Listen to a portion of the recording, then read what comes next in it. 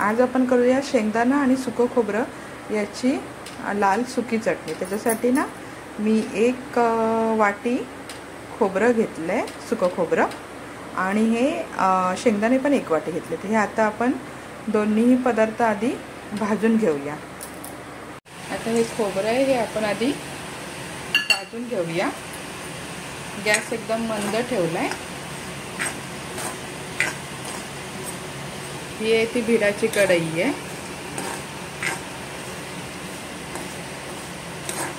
भिडाच्या कढईत भाजलं पण चांगलं जातं आणि त्याच्यातलं आयर्न पण आपल्याला मिळतं। हे आता आपण चांगलं भाजून घेऊया।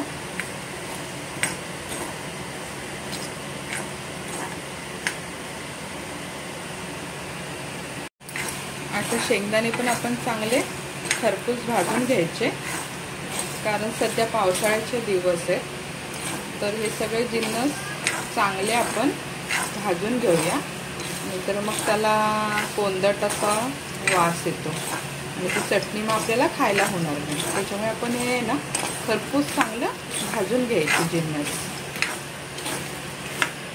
आता शेंगदाणे आपले चांगले भाजलेत आणि आता थोडासा आवाज येतोय, म्हणजे चांगले खरपूस भाजलेले आहेत।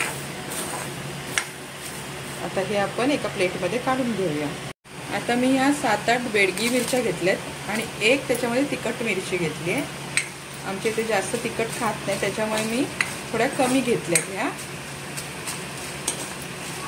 तुम्हाला हवं असल्यास तुम्ही जास्त तिखट करू शकता। थोडंसं मी त्याच्यात ना जिरं घालते आणि ते थोडंसं भाजून घेते मिरची सोबतच। आता मी ह्याच्यात ना 10-12 पाकळ्या लसूण घेतलाय आणि ते पण थोडंसं भाजून घेते। ह्या सालासकटच घ्यायच्यात आपल्याला, म्हणजे सालीमध्ये जे जीवनसत्व आहे ते पण आपल्याला मिळतं। आता पण जास्त भाजून घेणार नाहीये, थोडासाच भाजून घ्यायचं आहे। आता हे सगळं आपल्याला गार करून घ्यायचं आहे आणि आता मी शेंगदाण्याच्या साली काढून घेते। आधी मी मिक्सरच्या भांड्यात ना ही मिरची फिरवून घेते, कारण आपण ह्याच्यामध्ये आता मसाला टाकत नाही आहे, मिरची टाकतो, तर त्याच्यामुळे आधी मिरची आपण फिरवून घेऊया। आता मी खोबरं बारीक करून घेते। शेंगदाणे सोलून घेतलेत मी, ह्याच्यात आपण आता हे लसूण टाकूया। थोडंसं ह्याच्यामध्ये मी 1-2 चिमूट हिंग टाकते। आता आपण ही चटणी छोट्या मिक्सरमध्ये करून घेतोय, म्हणून आपण हे हाफ करून लावूया आणि त्याच्यामध्ये आपण ही जी मिरची पावडर करून ठेवली आहे ती त्याच्यामध्ये टाकूया। आणि आपण ह्याच्यामध्ये आता मी ह्याच्यात ना खडा मीठ टाकणार आहे, त्याच्यामुळे एक चांगलं स्वाद येतो। तुमच्याकडे जर नसेल तर तुम्ही साधं पण मीठ टाकू शकता। अशा प्रकारे आपण ह्या दोन्ही बॅचमध्ये जी चटणी आहे वाटून घेतली, ती आता आपण एकत्र करूया, अशी चांगली मिक्स करून घेऊया।